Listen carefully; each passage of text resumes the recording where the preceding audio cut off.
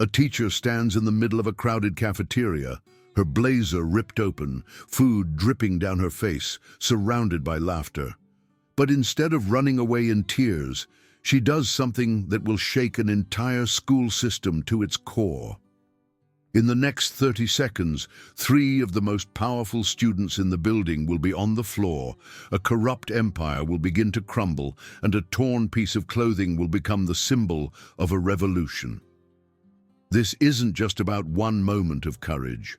This is about what happens when someone refuses to let cruelty win, when kindness becomes the fiercest weapon, and when a single act of self-defense exposes years of buried secrets. What you're about to hear will make you question everything you thought you knew about power, justice, and what it really means to be strong. The morning fog clung to the streets of Greymont like a damp blanket. Diana Foster pulled her sedan into the parking lot of Riverside Academy, the engine ticking as it cooled. Through her windshield, she studied the building, a sprawling structure of weathered brick and narrow windows that seemed to squint suspiciously at the world.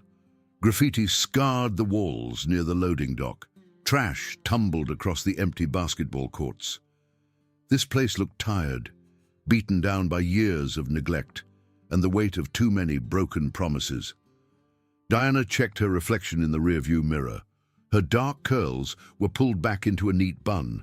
She wore a navy blazer over a cream blouse, professional but approachable.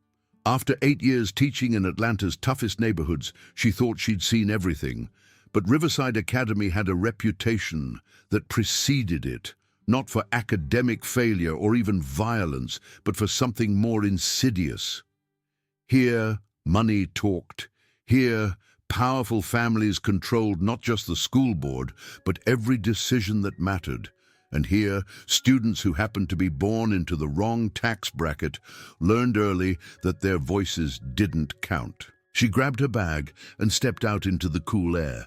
The first bell hadn't rung yet, but clusters of students already lounged near the entrance. As Diana walked past, conversations died. Eyes followed her. A few whispers carried on the breeze. She kept her head high, shoulders back, and pushed through the double doors. The hallway smelled of industrial cleaner and old textbooks. Lockers lined both walls, many dented or hanging slightly ajar. Diana found her classroom, room 214, and unlocked the door. Inside, the space was bare except for rows of desks, a chalkboard that had seen better days, and a single motivational poster peeling away from the wall. She set down her bag and began arranging materials for her first class. When students started filing in 20 minutes later, the energy shifted immediately. Most took their seats quietly, but a group at the back made sure everyone knew they'd arrived. 3 boys swaggered in last, their expensive sneakers squeaking on the linoleum. The one in the middle wore a crimson Letterman jacket with leather sleeves, the name Harrington stitched across the back in gold thread. Blake Harrington stood well over 6 feet, with styled blonde hair and a smile that didn't reach his eyes. Flanking him were Derek, stocky with a buzz cut and a silver chain, and Justin, lanky with tattoos creeping up from under his collar. Diana turned from the board and smiled warmly. "Good morning, everyone. I'm Ms. Foster, and I'm excited to be teaching here this semester." Silence. Then, from the back, Blake's voice cut through. "Miss Foster? Sounds like someone's trying too hard." Laughter rippled through a few students. Diana kept her expression neutral. She picked up her attendance sheet. "Let's start with roll call. When I call your name, please respond." She began reading names. Most students answered promptly. When she reached Blake Harrington, he waited a beat too long before drawling, "Present, I guess." Diana made a check mark and continued. As she worked through the list, a wadded paper ball arced over the desks and bounced off her shoulder. More giggles. She bent to pick it up, smoothed it open. Someone had drawn a crude cartoon of a woman with exaggerated features and the words, "Teacher of the Year," scrawled mockingly underneath. Diana held it up. "Interesting artwork. If this creativity shows up in your assignments, we'll have an engaging semester." The laughter died uncertainly. Blake leaned back in his chair, arms crossed, studying her with new interest. This one wasn't reacting the way teachers usually did. That made her either foolish or dangerous. For the next 40 minutes, Diana taught. She wrote clearly on the board, asked thoughtful questions, and drew even the quietest students into discussion. But every few minutes, disruptions came from the back. Fake coughing fits, whispered jokes loud enough to be heard. At one point, Derek played music from his phone until Diana walked calmly to his desk and held out her hand. He hesitated, then turned it off with a smirk.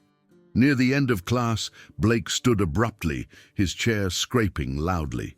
He walked to the front of the room and stopped directly in front of Diana, invading her space. The classroom went silent, every eye locked on the confrontation. "Listen," he said quietly, voice dripping with condescension. "You might not understand how things work here yet. At Riverside, certain people make the rules, and you're not one of them." Diana met his gaze without flinching. "Blake, I understand more than you think. Now please return to your seat so we can finish today's lesson." He didn't move. Instead, he reached out and tapped her attendance book.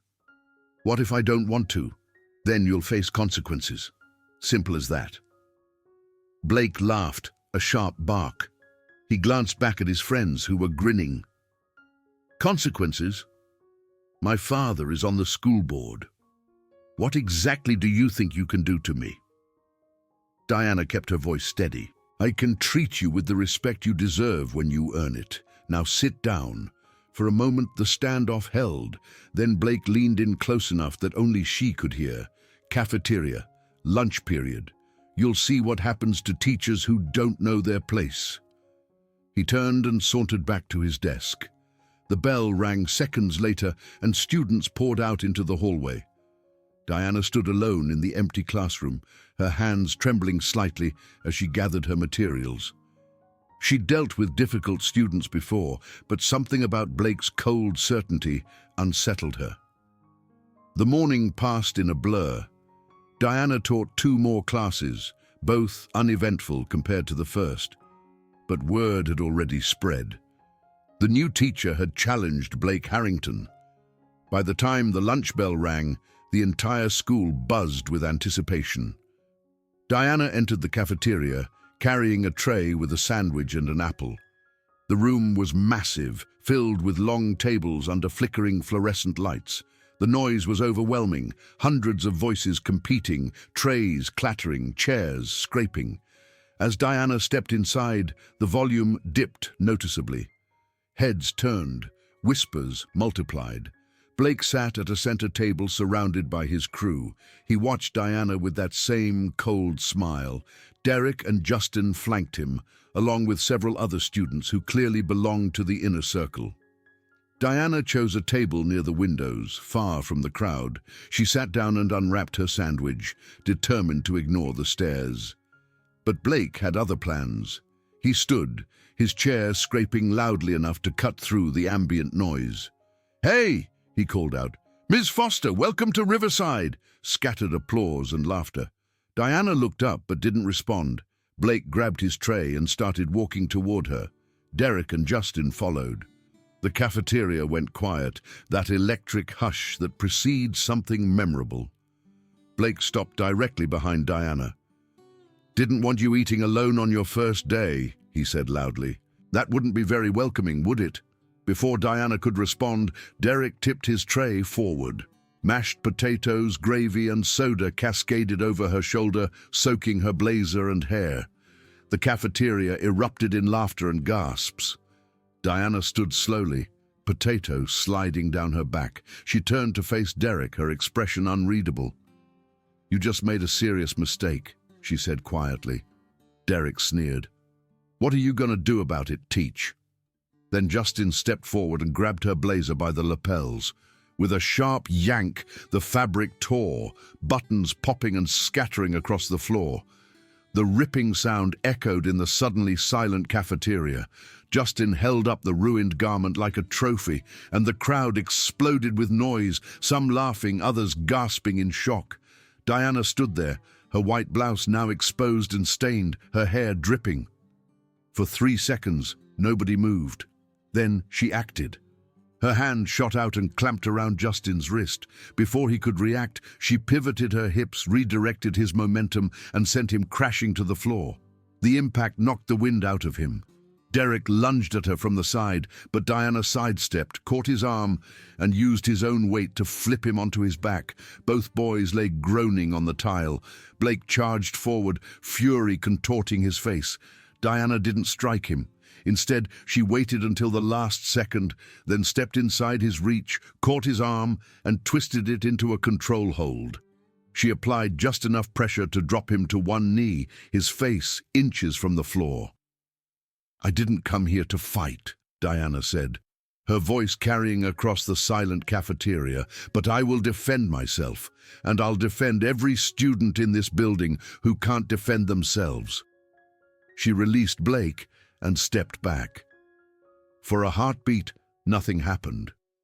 Then, from a corner table, someone started clapping. Slowly at first, then others joined in. Within seconds, the entire cafeteria thundered with applause. Students stood cheering, some with tears in their eyes. Diana scanned the room and spotted 2 students clapping enthusiastically. One was a petite girl with dark hair, Emma, who Diana remembered from her second period class. Beside her stood Kevin, a tall boy with glasses who'd answered every question correctly that morning. Their faces glowed with something Diana hadn't seen yet at Riverside: hope. The cafeteria doors burst open. Mr. Stevens, the vice principal, rushed in, his tie askew. His eyes went wide as he took in the scene. 3 boys on the floor, Diana standing calmly, students applauding wildly. Stevens raised his hands for quiet. "Everyone sit down, now." The noise died gradually. Diana turned to face him, her torn blazer hanging from Justin's hand, her clothes ruined. Stevens looked from her to Blake, who was climbing to his feet with murder in his eyes. "Ms. Foster, my office, immediately." Diana nodded. She walked through the cafeteria, every eye following her. As she passed Emma and Kevin, Emma whispered, "Thank you." In the hallway, Diana allowed herself one shaky breath. Her hands were trembling now that the adrenaline was fading. But she knew the real fight was just beginning. Behind her, through the cafeteria windows, she could see students holding up phones. The incident had been filmed from multiple angles. By tonight, it would be everywhere. Within hours, Riverside Academy exploded online.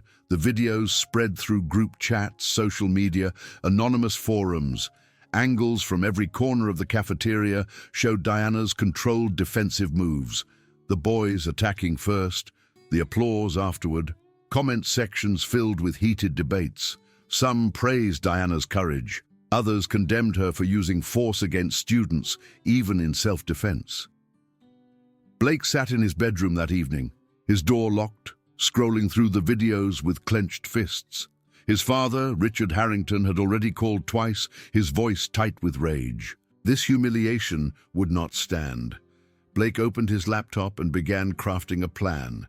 If he couldn't beat Diana Foster physically, he'd destroy her reputation. He had resources, money, connections, and a school board that answered to his family.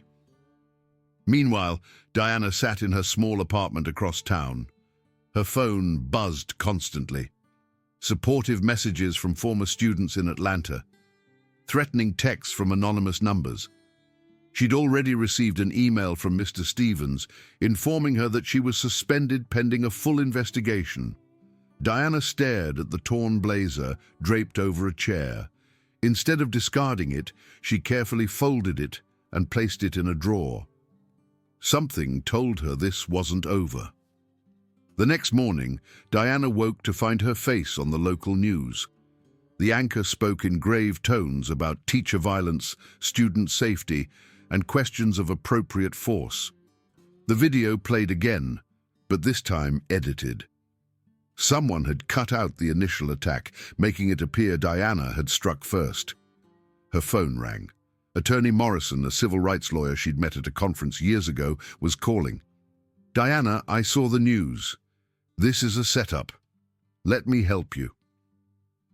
Diana exhaled with relief.